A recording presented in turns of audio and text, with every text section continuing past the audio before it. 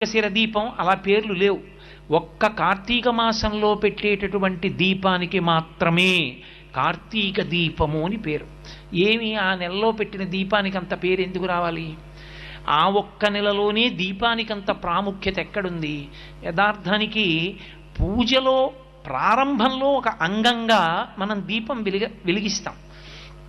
కానీ కేరళ రాష్ట్రంలో ఇప్పటికీ ఒక అలవాటు ఉంది. దీపం ఒక్కదాన్ని వెలిగించి దాని మీదకి అన్నపూర్ణని ఆవాహన చేసి పూజ చేస్తారు అక్కడ. కానీ మన వైపు ఆ ఆచారం లేదు. దీపం ఎందుకు పెడతాం మనం పూజలో అంటే, ఉదయం 11 గంటలకి పూజ చేసిన దీపం పెడతాం, 12ంటికి పూజ చేసిన దీపం పెడతాం, సాయంకాలం 4 గంటలకి సత్యనారాయణ వ్రతం చేసుకుంటున్న దీపం పెడతాం. ఎందుకు అక్కడ దీపం లేదా, వెలుతురు లేదా? ఎందుకు దీపం పెట్టడం? అంటే దీపం పెట్టడం వెనక ఒక నిశ్చిత అభిప్రాయం ఉంది, ఒక ప్రధానమైన ఆచారం ఉంది.